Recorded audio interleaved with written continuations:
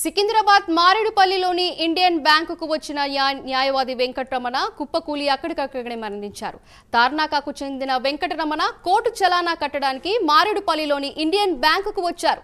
చలానా paper తీస్తున్న సమయంలో ఒక్కసారిగా కింద పడిపోయారు. దీంతో తలకు తీవ్రమైన గాయాలై అక్కడికక్కడే మృతి చెందారు.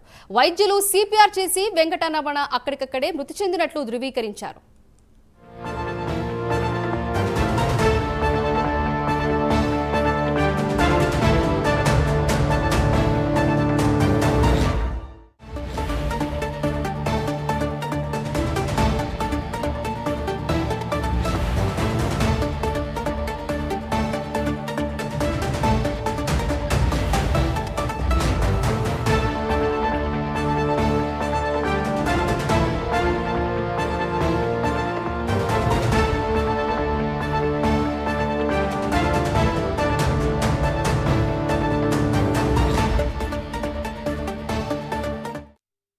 సికింద్రాబాద్ మారేడుపల్లిలోని ఇండియన్ బ్యాంకుకు వచ్చిన న్యాయవాది వెంకటరమణ కుప్పకూలి అక్కడికక్కడే మరణించారు.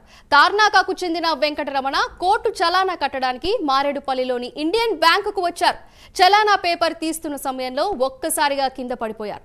దీంతో తలకు తీవ్రమైన గాయాలై అక్కడికక్కడే మృతి చెందారు. వైద్యులు సిపిఆర్ చేసి వెంకటరమణ అక్కడికక్కడే మృతి చెందినట్లు ధృవీకరించారు.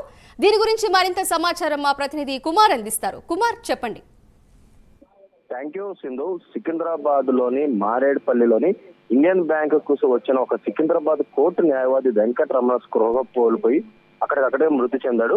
తార్నాకకు చెందిన వెంకటరమణ సికింద్రాబాద్ సివిల్ కోర్టులో ఒక సీనియర్ న్యాయవాదిగా ఆయనైతే తన వృత్తి నిర్వహిస్తున్నారు. ఈ రోజు కోర్టు చలానా కట్టడానికి మారేడుపల్లిలోని ఏదైతే పుష్పగిరి ఆసుపత్రి పక్కనే ఉన్న ఇండియన్ బ్యాంక్ కు ఉదయం 12 గంటల సమయానికైతే అక్కడికైతే రావడం జరిగింది. ఈ నేపథ్యంలో అక్కడ చలాన్ కట్టడానికి బ్యాంక్ లోకి ఏదైతే చలాన్ తీసుకున్న పేపర్ తీసుకుంటున్న సమయంలో ఒక్కసారిగా కింద పడిపోయాడు.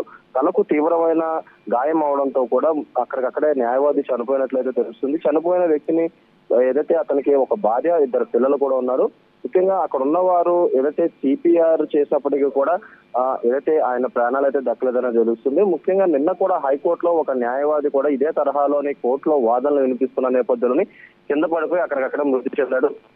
మరొకసారి ఈ రోజు ఏదైతే మారేడుపల్లిలో కూడా బ్యాంక్ లోని ఇంకొక న్యాయవాది చలానా కట్టడానికి వచ్చిన సమయంలోని ఒక్కసారిగా కింద పడిపోవడంతో కూడా తలకి తీవ్రమైన గాయం అయింది. ప్రస్తుతం అతను చనిపోయినట్లు కూడా డాక్టర్లు కూడా నిర్ధారించారు. Sindhu. Right, thank you Kumar.